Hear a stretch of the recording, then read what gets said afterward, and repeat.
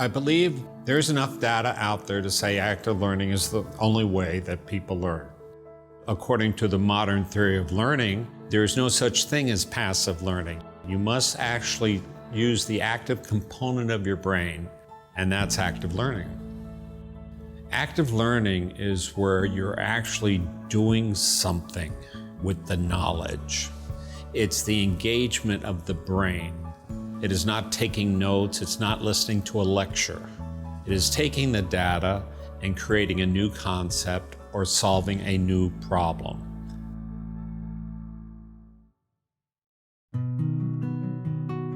One of the major complaints that students have about education was they will spend 4 years of college and a lot of them will say, I was bored. Active learning helps prevent the boredom. Active learning empowers a student. Active learning gives them confidence.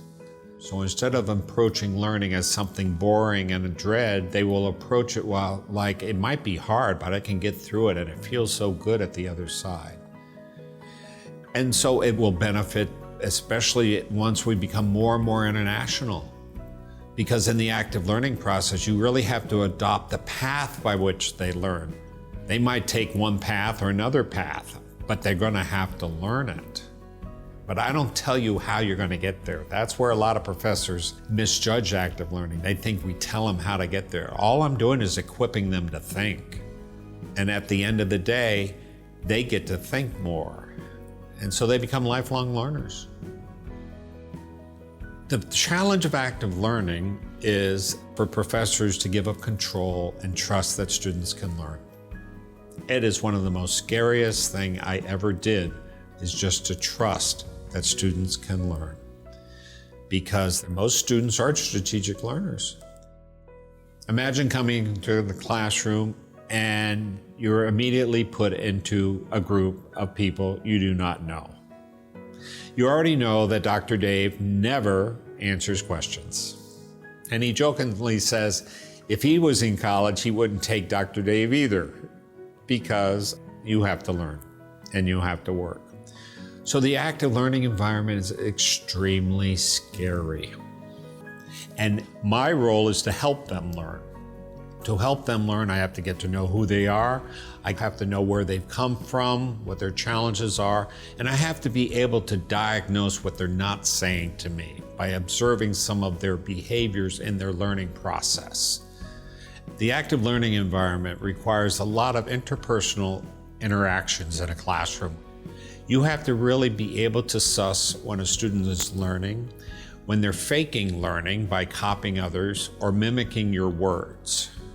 And so I can find out where students' deficiencies are much easier in active learning.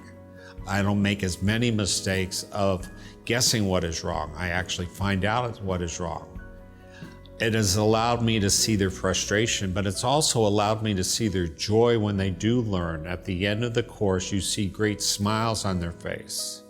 I have students who have kept in contact with me over the years who only got a C+, but they were proud of that C+, because they said, we earned it and we learned something.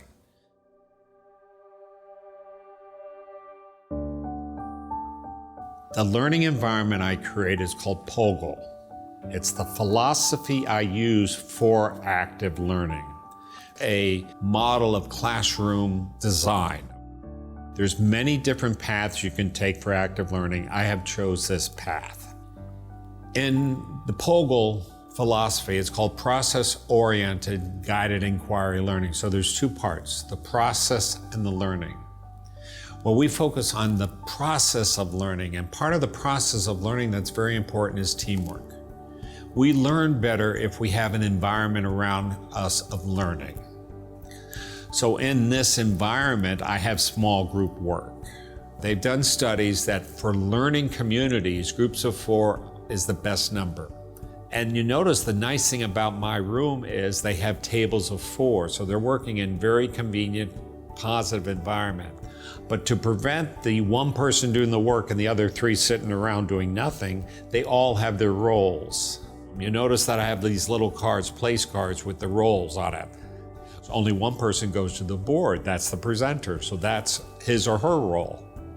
You have a recorder, so you'll have someone actually recording on their tablet of what the group is doing, and that person will send me an electronic copy of it because we've gone paperless. So that's what the roles are for. And in order to help facilitate 12 different groups, I can't be everywhere at once, so I need some visual cues of what's going on. So that's the use of the cups. Cups tell me where the group is. So let's say one group in the corner is in green. Well, I really don't need to worry about them. They're working fine. And if I go over and talk to them, it'll disrupt their learning. Now, if the red cup comes up, that means they're stuck, and I'll go over there and help them. It's easy for them to put a red cup up than raise their hand. It's less threatening. If they're done with their work, and sometimes some groups are a little faster than others, I actually reward them. They put the blue cup up, they're done, I check it, and if they have 5 minutes, they can play on your cell phone. I don't care. So that's a way of nonverbal communication. The challenge of the POGIL environment is I never give them an answer to a question. Okay, they're working on one question, but I will ask a very similar question on the board with the clickers. So that's what they're doing. They're testing their knowledge with a new problem. So it's not about memorizing an answer, it's have I learned something to answer another question that's very similar. And it gives me feedback on where the class is.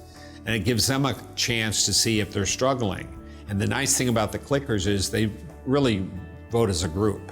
And so that's how the clicker questions work. And stickers are a reward for demonstrating learning. You answer a question, you get a sticker. It is just one of these things that instead of making everything towards the grade, these are parallel rewards. It's this immediate reward that this generation likes to have. So these are just fun rewards that doesn't affect their grade directly, but how does it affect their grade? It gives them more hope.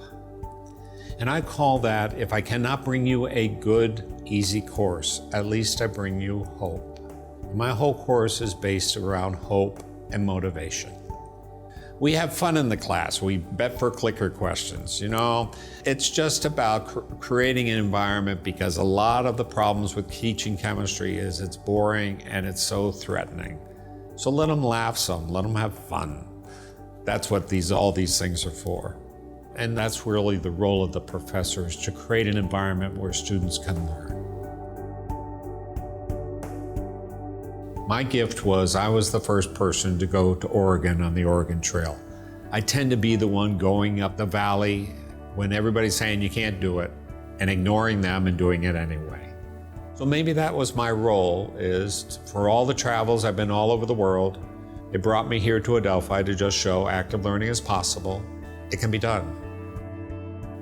I'm hoping in 5 years, I'll come back and more students will have been exposed and experienced active learning.